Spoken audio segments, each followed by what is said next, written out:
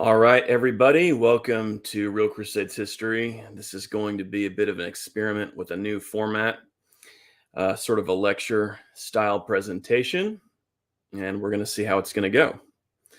So I'm trying out some new audio. Hopefully, everything will sound good. So those of you who are here for this, you are here for the big unveiling of this new format.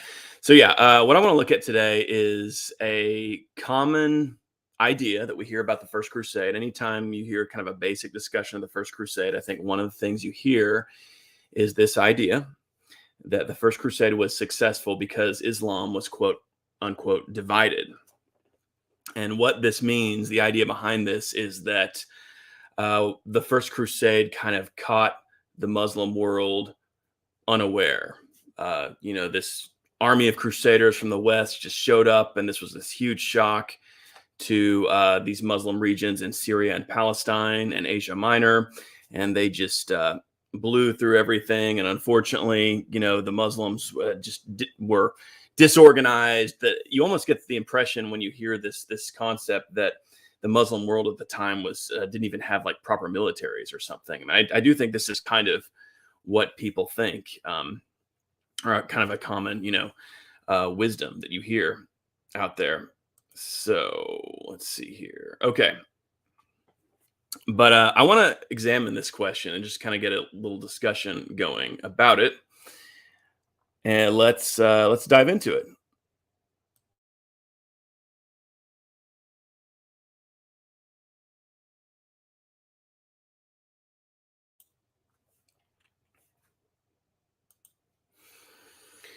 All right. I do see some people are in the chat asking questions. Tom, how's it going, my friend? I don't want to jump into questions just yet. I would rather kind of go through this presentation, kind of see how this format works out. Hey, Chris, I see you there too. But let's go through this and kind of do this discussion. And again, this is a bit of an experiment, guys. So you guys are here for it. I know this is going to be kind of the core audience for the most part, because this is over here on the smaller channel. But that works out well, right? So, all right. So, but I think you guys have probably heard this idea. I mean, I'm sure that a lot of you guys have heard this idea that again, the First Crusade succeeded because Islam was divided. You hear this all the time. Am I right? I mean, I know you guys have heard this before, or this was a big reason that the First Crusade succeeded.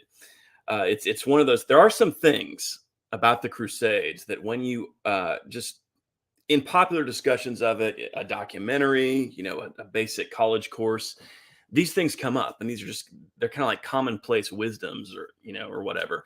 I do think a lot of the time, these just so stories, as I'm going to call them today, and Chris just said he's heard this before, these just so stories, that's what I'm going to call them. These are, I think they are often wrong is the thing, or they distort the truth. They're maybe partially true, but they can cause some confusion because they can create an impression that sort of ignores what the evidence is really telling us. So let's I'm going to start off by saying I do think there is some truth to this concept, but maybe not in the way that we think necessarily, or the way that's commonly understood.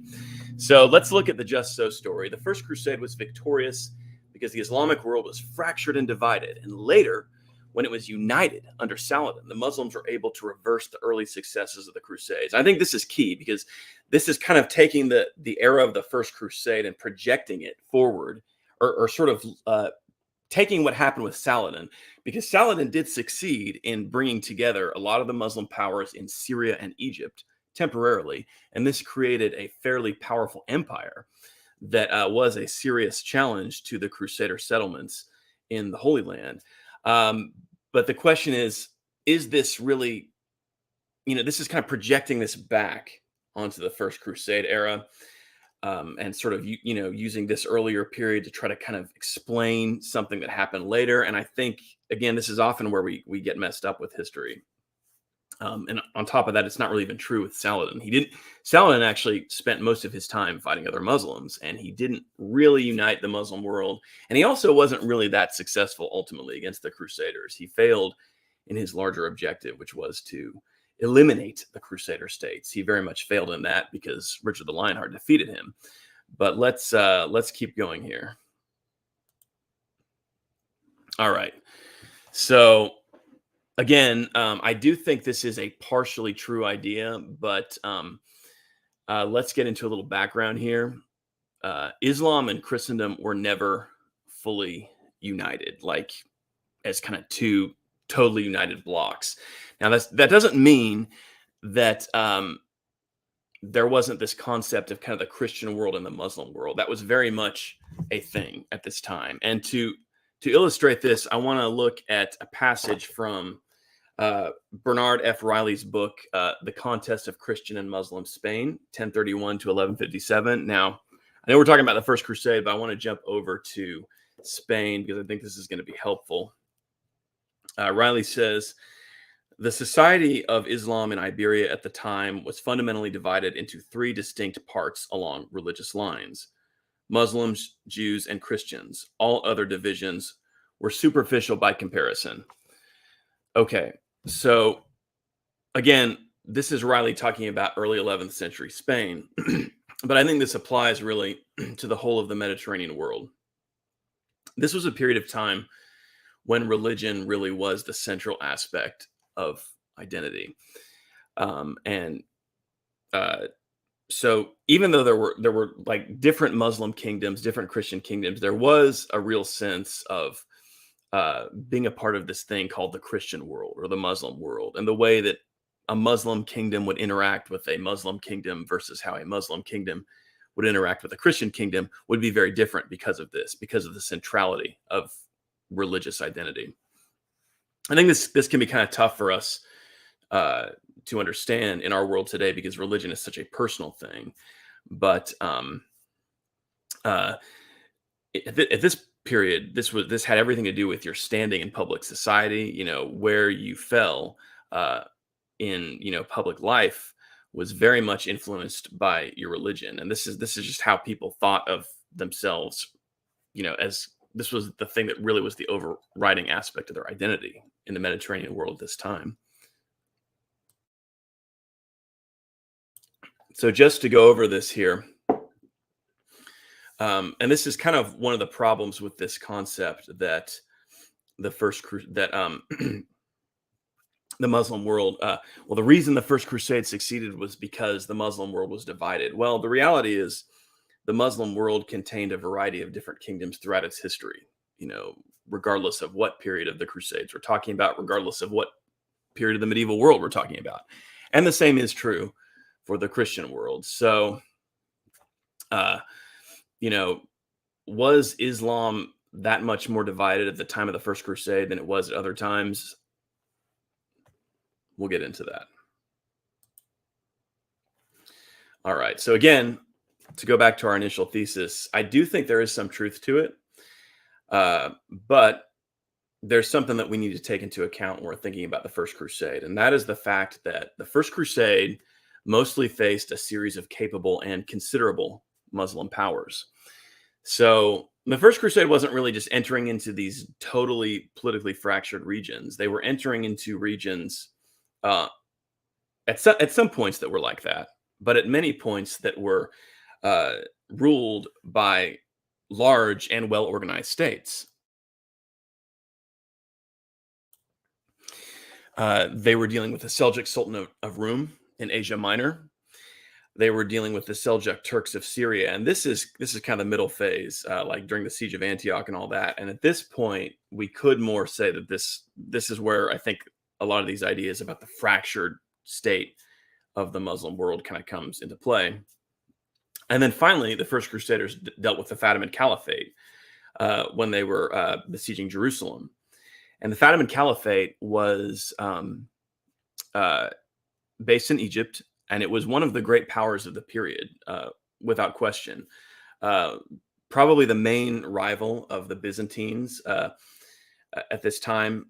I mean, that is kind of debatable if we think about the Seljuk Turks, but in terms of a really cohesive and organized state, the Fatimid Caliphate was one of the longest lasting and would be one of the main enemies of the Crusaders during the early period of the Crusades.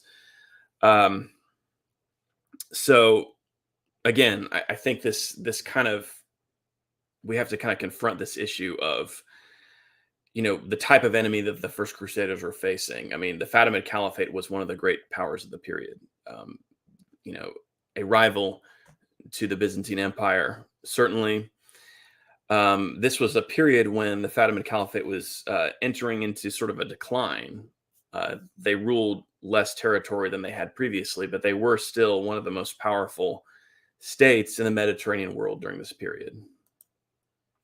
All right, so just to kind of give us some bearings, let's take a look at this map of the Mediterranean world around the time of the First Crusade. So here we can see down here, this is the Fatimid Caliphate based in Egypt with its capital at Cairo. One of the wealthiest regions in the Mediterranean world, and they controlled a lot of stuff in Palestine at this time too. As we know, when the Crusaders got to Jerusalem, it was under the control of the Fatimids. The Fatimids were serious rivals to the Seljuk Turks, and we can see the territory of the Seljuk Turks up here. The Seljuk Turks were the other serious opponent of the First Crusade during this period. They had several states that were considerable. Well, okay, let's first of all, let's talk about the Sultanate of Rum. So this is probably the biggest and most powerful of the Seljuk states at the time. This was ruled. This was based in Asia Minor, which had previously been one of the main regions of the Byzantine Empire. And then over here in Syria, you've got kind of some more minor Seljuk powers. And again, this is the region where the Crusaders were facing a bit more of a fractured Muslim resistance. They were facing a lot of city-states. Antioch was a city-state. Aleppo was a city-state. Damascus was a city-state. And these were all ruled by sort of semi-independent Seljuk principalities, Seljuk rulers. But even considering that, they were able to field fairly large armies. In fact, many of them, like for example, Aleppo, when the ruler of Aleppo came up against the Crusaders, and we're going to get to this, he was able to field an army that was larger than the army that a lot of Western powers would have been able to field at the time. So, all right. Let me know how you guys like this format. Again, this is kind of an experiment, and you guys, I'm seeing a lot of the core audience here in the chat. So you guys tell me what you think of this.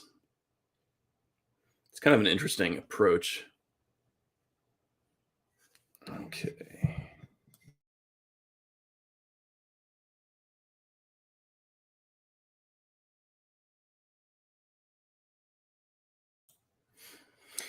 All right. So how large was the First Crusade?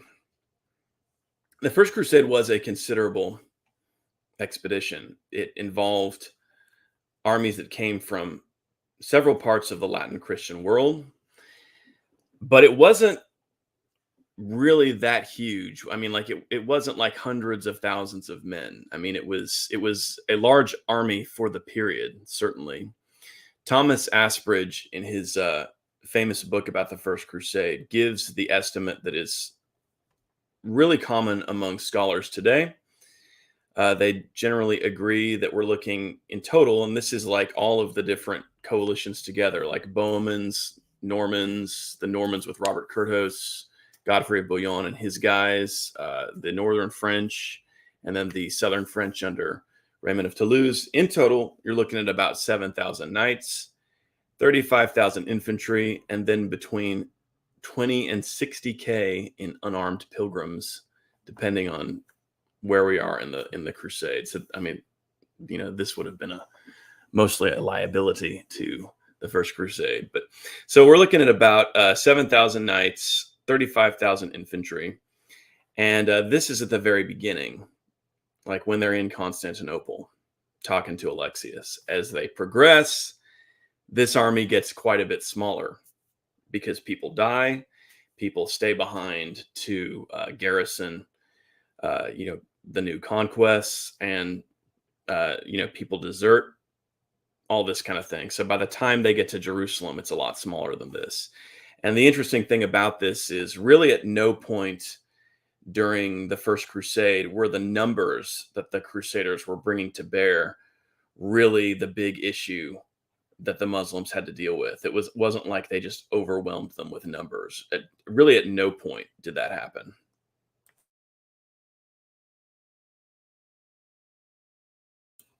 In fact,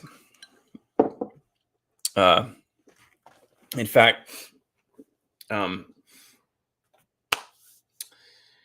where was I? Yeah, when in a lot of these engagements, the Muslims outnumbered the Crusaders, even during the First Crusade. So let's get into that though. All right, so we're going to look at the Battle of Dorylaeum first of all, and this is an example of the first major power that the Crusaders had to deal with when they entered into Asia Minor. So once they come out of the Byzantine Empire right here, and they move into the Seljuk Sultanate of Rum, which, as you can see here, was a very large state. Now, at the time of the First Crusade, it was not as large or as well organized as it was going to be, but it was one of the great powers of the period. And at Dorylaeum, after the Crusaders conquer Nicaea, they faced the army of Gili Arslan, who's the Sultan of Rum. Our estimates for the size of these forces for the Crusaders, we've got 2,000 to 3,000 cavalry and 8,000 to 12,000 infantry, versus 6,000 to 8,000 horse archers that Gili Arslan is bringing to bear. So again, this is the Crusaders dealing with the great power in the region. They're not dealing with a fractured,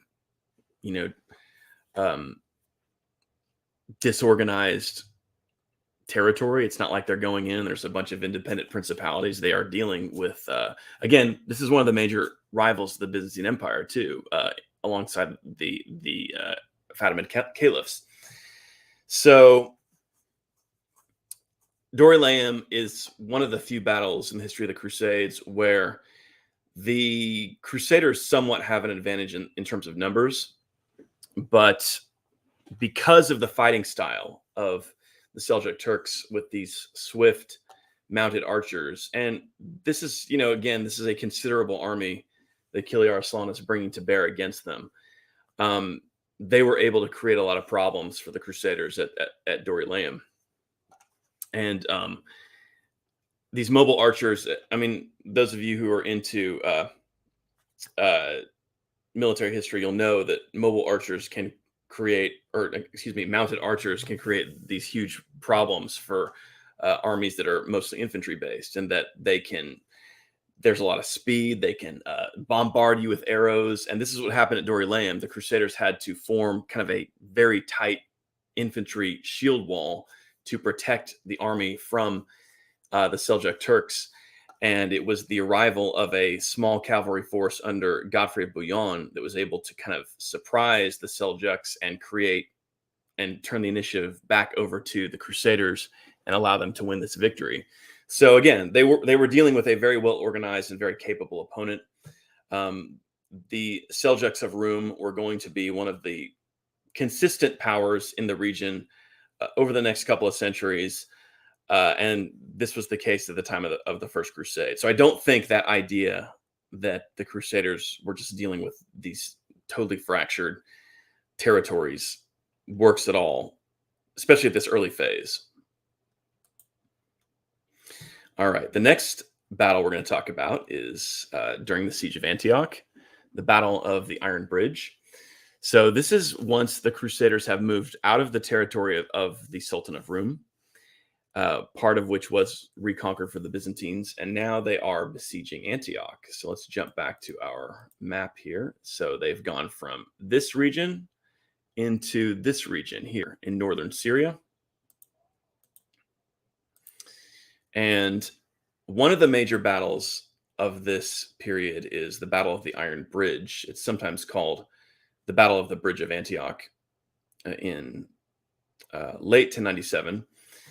And this was here's what's going on. So Antioch, the Crusaders were besieging Antioch, and Antioch was essentially a independent Seljuk Turkish principality ruled by a guy named Yagi Sihan. So he was a kind of a petty prince in that region. So I think, when we're in this kind of Syrian theater of the First Crusade, this is where I think this idea comes from more, that the Crusaders were just facing, a totally divided Islam, because in this region, that kind of was the case.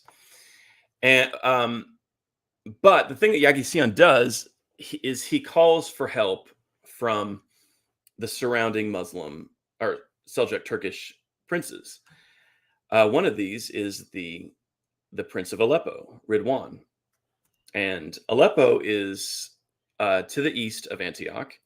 So it's one of the major cities in Syria, and it was one of the most powerful of these Turkish principalities. And as we can see, Ridwan was able to bring 12,000 troops, an army of 12,000, to the relief of Yagisian at Antioch. And this is noteworthy because I think when we're thinking about this period during the Crusades, especially the First Crusade period, the cities in the West, in the Christian West at this time, were so much smaller than the cities in the Muslim East.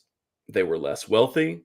A city like Aleppo was considerably wealthier and had a larger population than, say, like London or Paris at this time. Just to kind of give you guys an idea of this, William the Conqueror, when he invaded England from Normandy, he brought an army of like 8,000 or 9,000, 10,000 tops. And that was one of the best organized, most, centralized states in Latin Christendom in the mid 11th century. And meanwhile, here we have Ridwan of Aleppo, supposedly, a petty princeling ruling the city of Aleppo. He's able to bring 12,000 troops against the Crusaders to the relief of a neighboring petty prince at Antioch.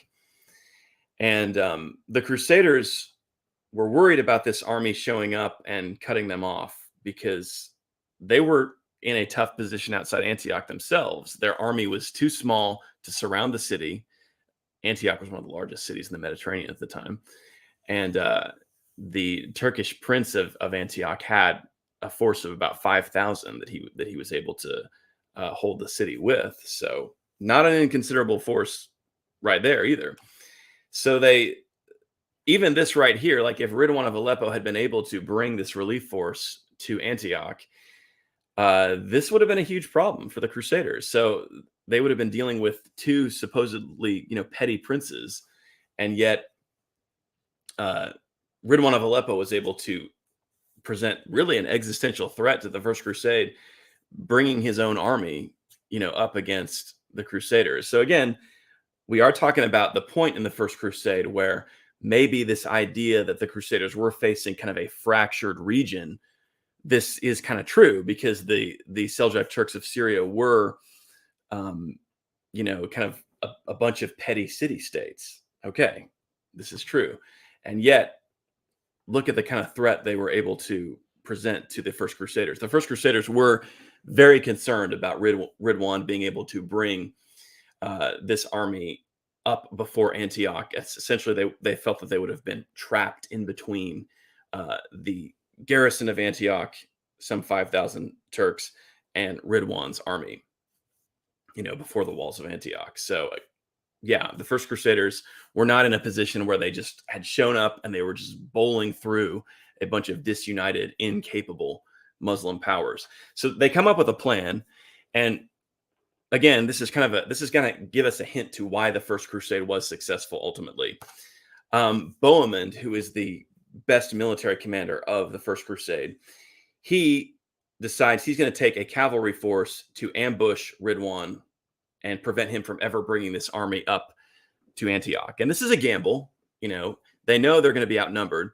The estimate is about 700 cavalry. And part of this is because at this point in the First Crusade, the Crusaders are in a very tough situation. There is famine in their camp. They've lost a lot of men. They are running out of food, and things are looking pretty dark in front of the walls of Antioch. And so they're not able to bring a lot of troops to bear against Ridwan. And Bohemond doesn't want to uh, take too large of a force and he doesn't want to bring a bunch of infantry because he wants to be mobile and he wants to execute this um, trap, this ambush. So he does this. He's able to successfully ambush Ridwan's force. He does a feigned retreat type maneuver. He has part of his cavalry go up and then run away in front of Ridwan's troops. Ridwan charges after them, and then Bohemond hits them with his reserve, which is hidden, and this defeats Ridwan's army. This scatters Ridwan's army. So this is why the First Crusade wasn't destroyed right here, is because Bohemond, as a capable military commander, was able to outmaneuver Ridwan in this situation. So, but if Ridwan had been successful, this could have been the end of the First Crusade. So this is kind of what I want to impress upon you guys. This is why I think there's a problem with this idea that the First Crusade just showed up and the Muslim world was just divided and fractured, and so that's why they succeeded. That's not true. That's just really not true. The truth is that the First Crusaders faced some well-organized resistance at every step of the way. And the main reason they were able to survive that resistance and overcome it was because of capable military operations, especially from this guy, Bohemond the Norman. Who, if you guys, everybody here, I think who's watching knows about Bohemond. He was the baddest of the bad during the First Crusade. So.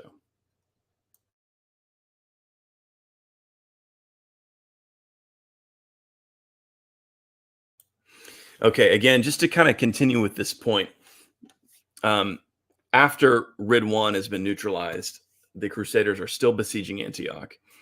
They're also going to face a relieving force from Dukak of Damascus, who also brings a fairly large army that the Crusaders have to deal with. But we'll skip that and just talk about the end of the siege of Antioch.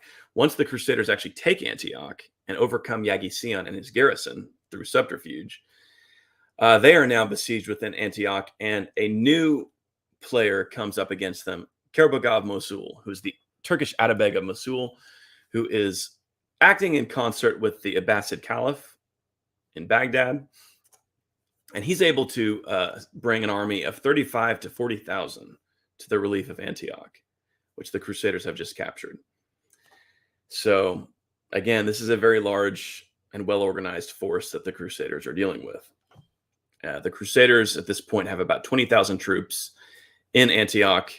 About half of those are really able to fight effectively at this point because, again, disease is an issue, famine is an issue. But, to some extent, they're able to defend the walls. But they are able to defeat Kerbogah at the Battle of Antioch, primarily, again, because of Bohemond's organization of the army. We know they do a breakout from the city, and the formations that Bohemond presents against Kerbogah are able to break his encirclement of the city, and they do defeat Kerbogah. Now, an important point that we do need to consider is the fact that Kerbogah's coalition was somewhat there was kind of a fractious nature to Kerbogah's coalition. There were emirs who weren't really that committed to his cause, who were a part of his army. And once Bohemond initially overwhelmed Kerbogah's Turks, a lot of those guys deserted pretty quickly. But something to point out about this is that Saladin dealt with this same issue himself. Saladin had a coalition that was uneasy. There were a lot of emirs under Saladin's control throughout the Third Crusade, for example, who were not that comfortable with him, who were looking for an opportunity to no longer be allied with him. So this wasn't just something that was an issue during the First Crusade. This is something the Muslims dealt with throughout the history of the Crusades. And indeed, this is kind of just a feature of warfare in general. Large coalitions, especially when they're made up of varying powers and troops from different regions, which maybe previously had rivalries with one another, are sometimes uneasy. So,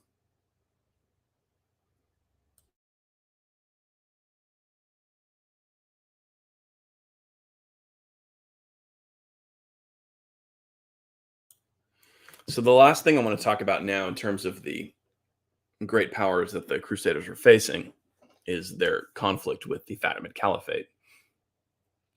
Again, at this point, we really can't say that the Crusaders are dealing with a fractured or a series of petty princes. They're dealing with now one of the great powers in the Mediterranean. The Fatimid caliphs are able to field very large armies, especially for the period, some of the largest for the period in the Mediterranean world.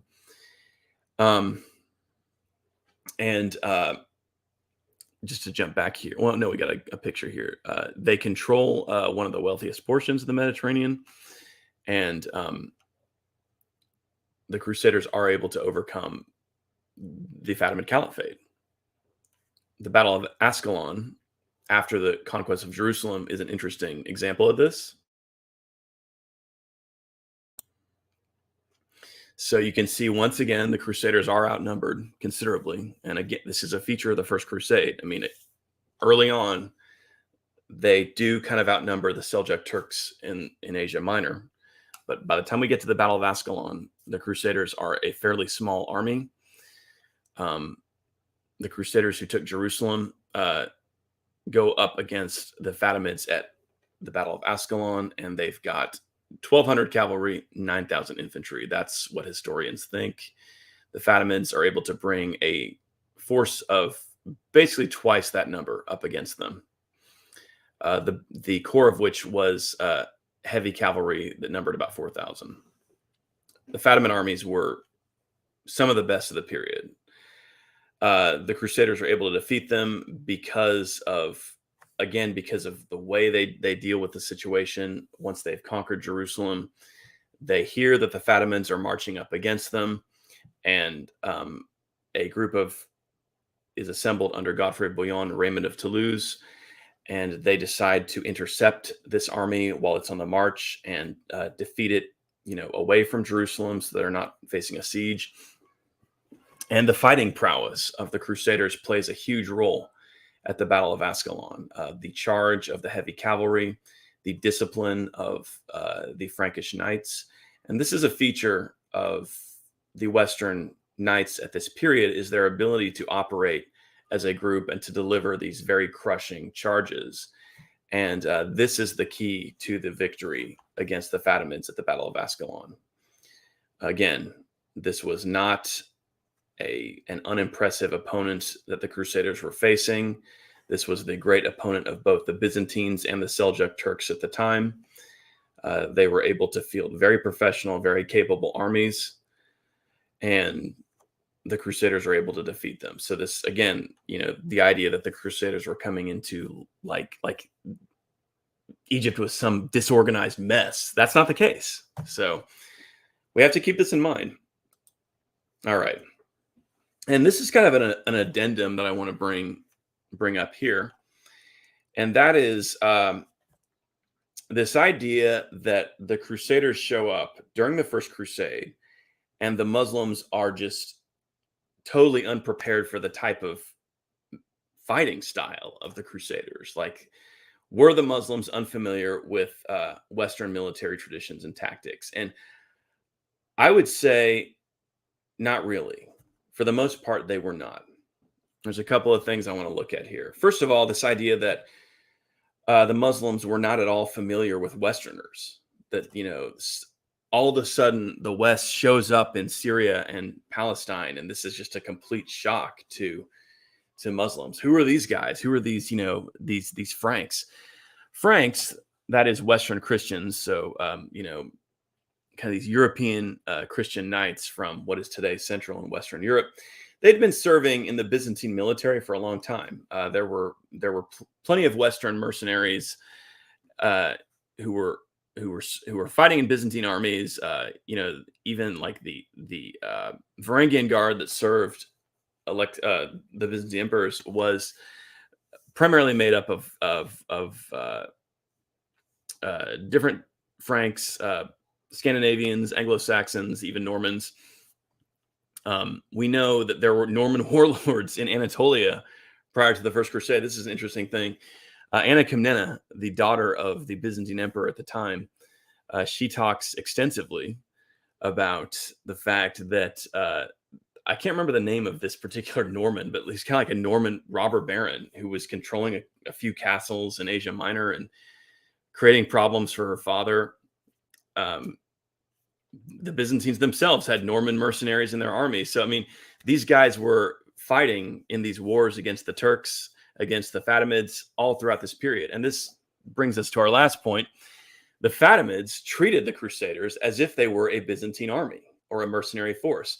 So when the First Crusaders show up and are encountering the Fatimids in Palestine, the Fatimids aren't saying to themselves, well, who the heck are these guys? Who are these crazy, unknown Westerners who are just completely blowing our minds? No, the Fatimids kind of considered these guys to just be agents of the Byzantine emperor, and they dealt with them as if they were fairly familiar with dealing with these kinds of troops. They tried to make treaties with them. Uh, they opened negotiations with them. They really dealt with them as if this was just another step in this ongoing tit for tat between the Byzantines and the Fatimids and the Seljuk Turks. So yeah, I don't, the armor, the weapons, these things were familiar to the Muslims. I think there's an idea out there sometimes that, the Muslims didn't know about this kind of armor that the Crusaders had. The Crusaders had these chainmail hauberks, these chainmail suits that they're wearing, and this was not unknown at all to the Muslims. This was the type of this was the kind of armor that was common in the Muslim world. Now, it is true that the Normans and some of these guys at this period were kind of making it more heavy duty and extending the sleeves and this kind of thing, and so. And all that was going to start to spread around too. This was going to influence, the fighting style throughout the Mediterranean. But the basic type of weaponry that the Crusaders were using was not unknown to the Muslims.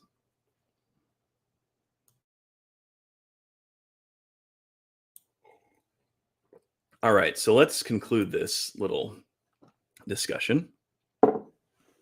And we'll just end by saying that the discussion continues.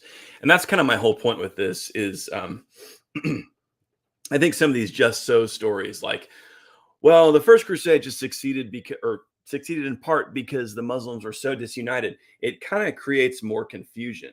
And it's not very helpful because it leads people to assumptions that can divert them from understanding the reality of the situation.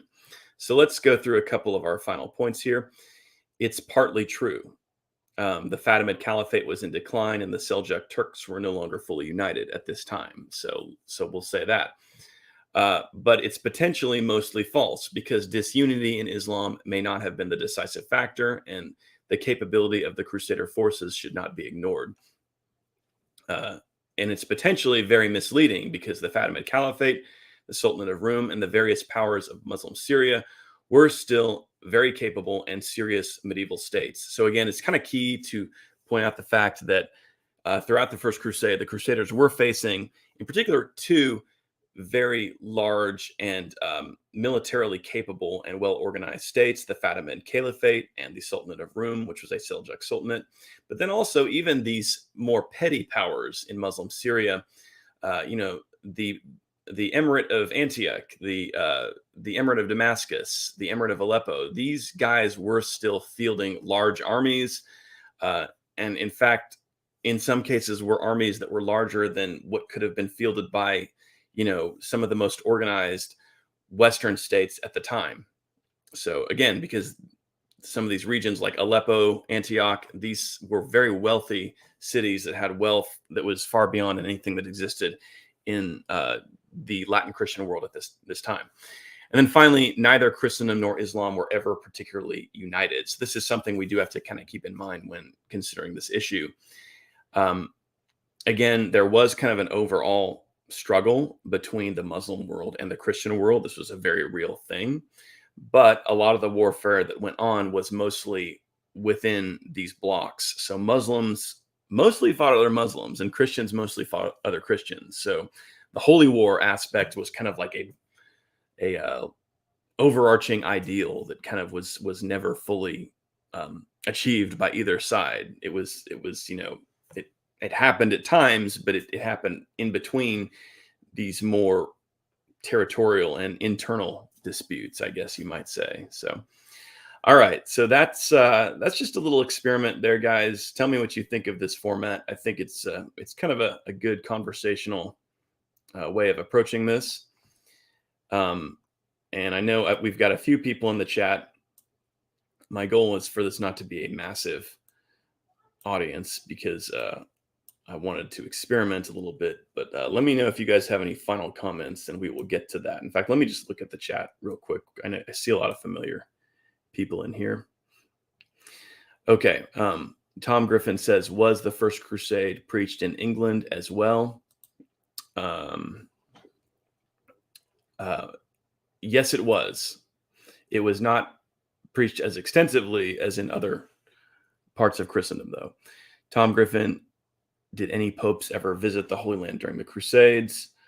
No, I don't think so. I'm pretty sure the answer to that is no.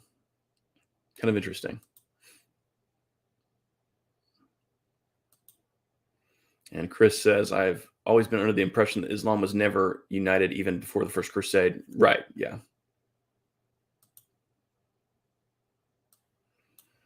And Brian says, Macedonia was a thing then. Yeah, it was a part of the Byzantine Empire.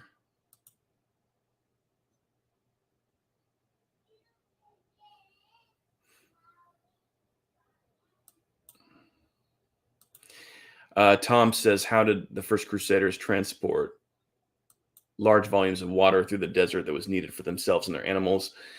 They didn't mostly fight in the desert. And when people fought in areas where there really was no water, it was pretty tough. You needed a water source to really fight effectively. Like at the Battle of Dorylaeum, Bohemond picked the place to make his stand against the Sultan of Rum because there was water around. So, okay, guys, well, let's end it here and see how this went. I'm gonna play back the recording and see if the audio sounded as good as I want it to sound. So, talk to you guys later.